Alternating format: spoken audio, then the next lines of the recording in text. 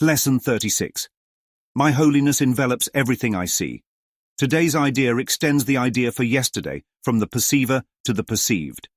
You are holy because your mind is part of God's, and because you are holy, your sight must be holy as well. Sinless means without sin. You cannot be without sin a little. You are sinless or not. If your mind is part of God's, you must be sinless, or a part of his mind would be sinful. Your sight is related to his holiness, not to your ego, and therefore not to your body. 4 3 to 5 minute practice periods are required for today. Try to distribute them fairly evenly and make the shorter applications frequently to protect your protection throughout the day. The longer practice period should take this form. First, close your eyes and repeat the idea for today several times, slowly. Then, open your eyes and look quite slowly about you, applying the idea specifically to whatever you note in your casual survey. Say, for example, my holiness envelops that rug, my holiness envelops that wall, my holiness envelops these fingers, my holiness envelops that chair, my holiness envelops that body, my holiness envelops this pen. Several times during these practice periods, close your eyes and repeat the idea to yourself. Then open your eyes and continue as before. For the shorter exercise periods, close your eyes and repeat the idea. Look about you as you repeat it again and conclude with one more repetition with your eyes closed. All applications should, of course, be made quite slowly, as effortlessly and unhurriedly as possible. Lesson 36.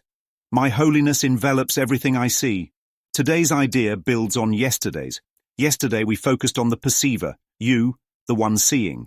Today, we extend that truth to the perceived, everything you see. You are holy because your mind is part of God's. That is not up for debate. It's not something you can change, undo, or diminish. If your mind is part of God's, then you are as holy as He is.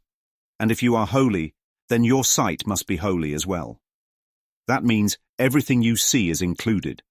Not just some things, not just the beautiful things. Everything. But what does it mean to say that your holiness envelops everything you see? Think about what it means to envelop something. Imagine a child standing outside in the cold shivering. Then a loving parent takes a thick, warm blanket and wraps it around the child completely. The child, who was once cold, is now covered, enveloped by warmth. That's what this lesson is saying. Holiness is not just inside you, it extends outward and wraps around everything. Just like that blanket doesn't pick and choose which parts of the child to cover, your holiness doesn't pick and choose what to include. It covers everything. Holiness is not earned. It's recognized. Holiness isn't something you achieve. It's something you realize is already true. Think of light. The sun doesn't try to shine. It simply is light. And that light doesn't stop at certain places. It extends everywhere without hesitation. Your holiness is the same. It doesn't belong to you. It extends from you because it is what you are. So when you practice today's lesson, you're not trying to convince yourself of something new.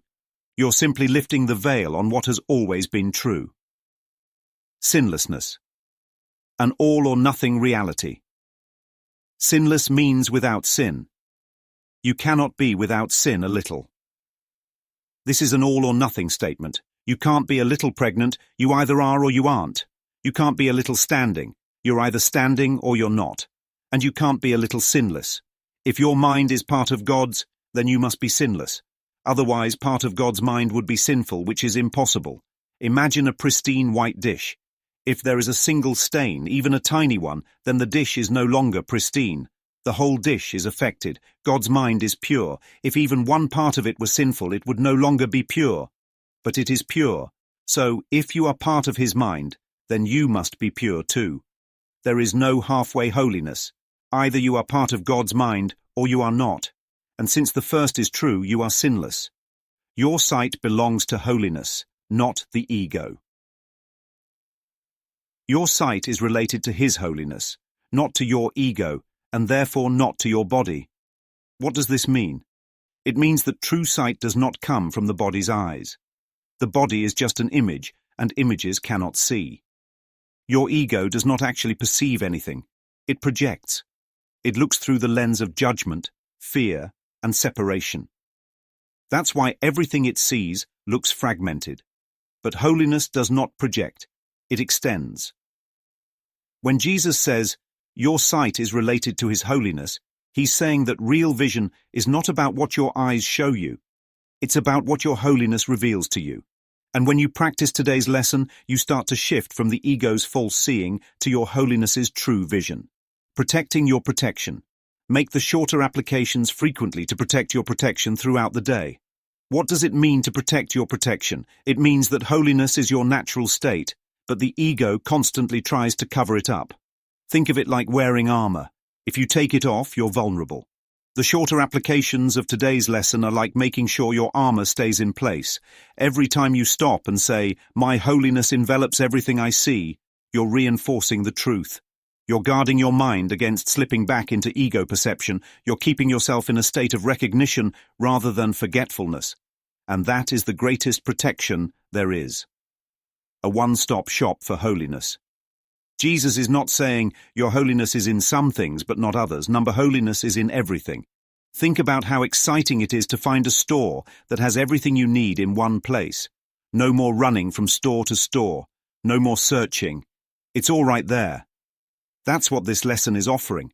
It's not saying, well, my holiness applies to my friends, but not to that person who annoyed me today. It applies to everything. That means the beautiful and the ugly, the clean and the messy, the things you love and the things you fear. Holiness isn't selective. It's total. The final question, can you see it? If you truly believed that your holiness envelops everything you see, how would your day change? Would you still judge that stranger? Would you still criticize yourself? Would you still feel separate or unworthy? Or would you start to feel lighter, more peaceful, more at home in the world? That's what this lesson is offering. Not a new belief, a new way of seeing, one that has always been available, just waiting for you to open your eyes. So go slow today. Let your holiness wrap around everything, because whether you recognize it or not, it already does.